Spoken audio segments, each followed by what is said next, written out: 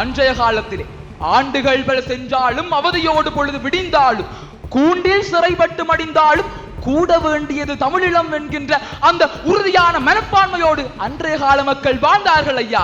நீங்கள் என்னை அச்சுறுத்தல்களுக்கு விளைவியுங்கள், எனக்கு பாதிப்புகளை உண்டாக்குங்கள், ஆனால் எந்த க்ஷணத்திலும் நான் என்னுடைய தமிழீழத்தை விட்டுக் கொடுக்க மாட்டேன் என்கின்ற அந்த திடத்தோடு வாழ்ந்தவர்கள் அன்றைய கால மக்கள். ஆனால் இன்றைய காலத்து மக்கள் என்ன செய்து கொண்டிருக்கின்றார்கள்? விஜய்க்கும் சங்கீதாவிற்கும் பிரச்சனை என்றால் we stand with விஜய் என்று ஹேஷ்டாக் போட்டு சுத்திக் கொண்டிருக்கின்றார்களே தவிர அவர்களால் வேறு என்ன செய்ய முடிந்தது?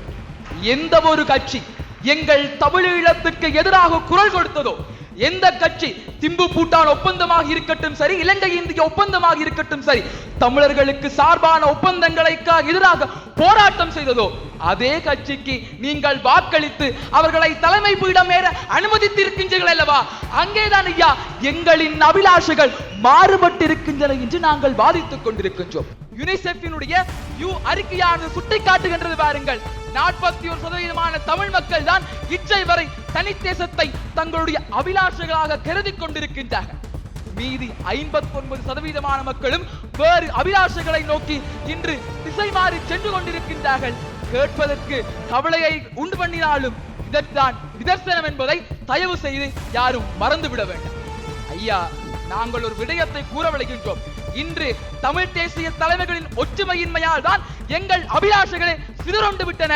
அந்த அபிலாஷைகளில் ஏற்பட்ட மாற்றத்திற்கு காரணமே தமிழ் தேசிய தலைமைகளுடைய ஒற்றுமையின்மைதான் என்று நாங்கள் இந்த இடத்தில் கூறிக்கொண்டிருக்கின்றோம். சபைக்கு வந்தனங்கள், பெரும் மதிப்பு மிக்கவர்களே, எதிரணி அன்பு சகோதரர்களுடைய வாதத்தில் உணர்ச்சி வெள்ளம் பெருக்கெடுத்ததே தவிர நாங்கள் கேட்ட 4 கேள்விகளுக்கும் இச்சை வரை பதில் வந்தபாடு கிடையாது. அவர்களுடைய அடிப்படை வாதம் என்ன? எங்களின் அபிலாஷைகள் மாற்றமடையவில்லை என்று வெறுமனே உணர்ச்சி பூர்வமாகத்தான் நிரூபித்துக் கொண்டிருக்கின்றார்களே தவிர அதற்குரிய நிறுவல்களை முன்வைத்தார்களா என்றால் நிச்சயமாக கிடையாது. அமெரிக்காவினுடைய அரசியல் விஞ்ஞானி ஆண்டனி டவுன்ஸ் என்பவர் குறிப்பிடுகின்றார் பாருங்கள், தேர்தல் வாக்குகள் என்பதை அடிப்படையாக வைத்துத்தான் மக்களின் அபிலாஷைகள் மாறுபடுகின்றதா இல்லையா என்பதை எங்களால் தீர்மானிக்க முடியும் என்று. ஆக அதன்பால் வந்தோம் என்று சொன்னார்.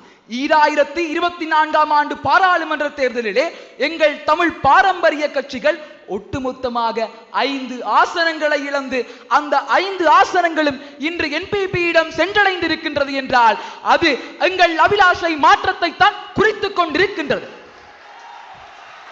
எந்த ஒரு கட்சி எங்கள் தமிழீழத்திற்கு எதிராக குரல் கொடுத்ததோ, எந்த கட்சி திம்பு பூட்டான் ஒப்பந்தமாக இருக்கட்டும் சரி, இலங்கை இந்திய ஒப்பந்தமாக இருக்கட்டும் சரி, தமிழர்களுக்கு சார்பான ஒப்பந்தங்களை எதிராக போராட்டம் செய்ததோ அதே கட்சிக்கு நீங்கள் வாக்களித்து அவர்களை தலைமை பீடம் ஏற அனுமதித்திருக்கின்றீர்கள் அல்லவா?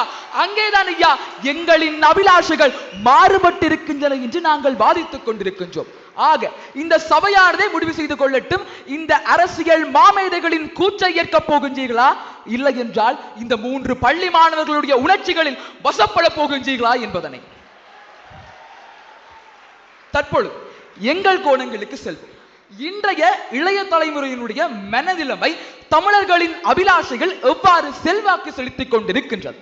அன்றைய காலத்திலே ஆண்டுகள் பல சென்றாலும் அவதியோடு பொழுது விடிந்தாலும் கூண்டில் சிறைப்பட்டு மடிந்தாலும் கூட வேண்டியது தமிழிலம் என்கின்ற அந்த உறுதியான மனப்பான்மையோடு அன்றைய கால மக்கள் வாழ்ந்தார்கள் ஐயா. நீங்கள் என்னை அச்சுறுத்தல்களுக்கு விளைவியுங்கள், எனக்கு பாதிப்புகளை உண்டாக்குங்கள், ஆனால் எந்த க்ஷணத்திலும் நான் என்னுடைய தமிழீழத்தை விட்டுக் கொடுக்க மாட்டேன் என்கின்ற அந்த திடத்தோடு வாழ்ந்தவர்கள் அன்றைய கால மக்கள். ஆனால் இன்றைய காலத்து மக்கள் என்ன செய்து கொண்டிருக்கின்றார்கள்? விஜய்க்கும் சங்கீதாவிற்கும் பிரச்சனை என்றால் we stand with விஜய் என்று ஹேஷ்டாக் போட்டு சுத்திக் கொண்டிருக்கின்றார்களே தவிர அவர்களால் வேறு என்ன செய்ய முடிந்தது? தையட்டி பிரச்சனையிலே பௌத்தமயமாக்கலின் வாயிலாக எத்தனையோ வளங்கள் சூறையாடப்பட்டுக் கொண்டிருக்கின்றது. உங்களுடைய இளைஞர்கள் என்ன செய்து கொண்டிருக்கின்றார்கள்? தமிழர்களினுடைய அபிலாஷைகள் முறையாக கடத்தப்பட்டிருந்தால் இன்றைய இளைஞர்களுடைய துப்பாக்கி நிலைக்கு நாங்கள் என்ன பதில் ஐயா சொல்வது? அந்த இடத்திலேயே தெள்ள தெளிவாக தெரிந்து விட்டது. இன்றைய இளைய தலைமுறையினருடைய மனநிலைமை மாறிக்கொண்டு வருகின்றது என்று. இதனை வெறுமனே உணர்ச்சி பூர்வமாக மாத்திரம் நான் கூறவில்லை. யுனிசெஃபினுடைய அறிக்கையானது சுட்டிக்காட்டுகின்றது பாருங்கள். 41% தமிழ் மக்கள் தான் இச்சை வரை தனித்தேசத்தை தங்களுடைய அபிலாஷைகளாக கருதி கொண்டிருக்கின்றார்கள். மீதி 59% மக்களும் வேறு அபிலாஷைகளை நோக்கி இன்று திசை மாறி சென்று கொண்டிருக்கின்றார்கள். கேட்பதற்கு கவலையை உண்டு பண்ணினாலும் இதற்கான நிதர்சனம் என்பதை தயவு செய்து யாரும் மறந்துவிட வேண்டாம். தற்பொழுது ஒரே ஒரு கேள்வியை கேட்கின்றேன். அவராக கூறினார்கள், ஐயா, எங்களுடைய தமிழ் தேசிய தலைமைகள் தான் இன்று என்பிபி ஆனது எழுச்சியடைந்தமைக்கு காரணம் என்று. ஏன்? அவர்கள் வினைதிறனற்று செயற்பட்டுக் கொண்டிருக்கின்றார்கள், அதனால் நாங்கள் என்பிபிக்கு வாக்களித்தோம் என்றார்கள். ஐயா, நாங்கள் ஒரு விடயத்தை கூற விளைகின்றோம். இன்று தமிழ் தேசிய தலைமைகளின் ஒற்றுமையின்மையால் தான் எங்கள் அபிலாஷைகளை சிதறொண்டு விட்டன. அந்த அபிலாஷைகளில் ஏற்பட்ட மாற்றத்திற்கு காரணமே தமிழ் தேசிய தலைமைகளுடைய ஒற்றுமையின்மைதான் என்று நாங்கள் இந்த இடத்தில் கூறிக்கொண்டிருக்கின்றோம். எங்கள் ஒரு கால தலைமை பீடம் இருந்த பொழுது தமிழ் தேசமானது எங்கள் உயிர் மூச்சாக காணப்பட்டது. ஆனால் எப்பொழுது வீடானது பிளந்து ஆளுக்கு ஒரு கட்சி, ஆளுக்கு ஒரு அபிலாஷைகள் என்று மாற்றப்பட்டதோ அது வெறுமனே வாய் பேச்சாகவே காணப்பட்டுக் கொண்டிருக்கின்றன என்பதை யாராலும் மறந்துவிட்டு பேச இயலாது. ஆனால் ஒரு விடயத்தை மாத்திரம் ஞாபகத்தில் வைத்துக் கொள்ளும். தமிழ் தேசம் என்பது எங்கள் அபிலாஷையாக காணப்பட்டுக் கொண்டுதான் இருக்கின்றது. ஆனால் அன்றைய காலத்தில் முதன்மை தானம் வகித்திருந்த தமிழ் தேசம் இன்று பிற்போடப்பட்டு வேறு பல புதிய தேவைகளானவை எழுந்திருக்கின்றன என்பதைத்தான் நாங்கள் கூறிக்கொண்டு வருகின்றோம். அன்றைய காலத்தில் ஆயுதம் தரித்து போராடினார்கள், இன்றைய காலத்தில் ஆயுதம் தரித்து வாழ்வட்டினை செய்து கொண்டிருக்கின்றார்கள். போதைப் பொருள் பிரச்சனை என்பது இன்று உக்கிரமடைந்து கொண்டிருக்கின்றது. இவ்வாறு எத்தனையோ பிரச்சனைகளையும் நெருக்கடிகளையும் இன்றைய இளைய சமுதாயத்தினர் சந்தித்துக் கொண்டிருக்கின்றார்கள். இன்று என்பிபி என்ன செய்வது?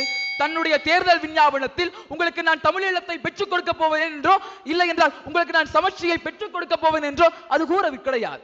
என்ன செய்தார்கள்? ஊழல்களை ஒழிப்போம் என்றார்கள், உங்களுக்குரிய அபிவிருத்தி திட்டங்களை செய்து கொடுப்போம் என்றார்கள்.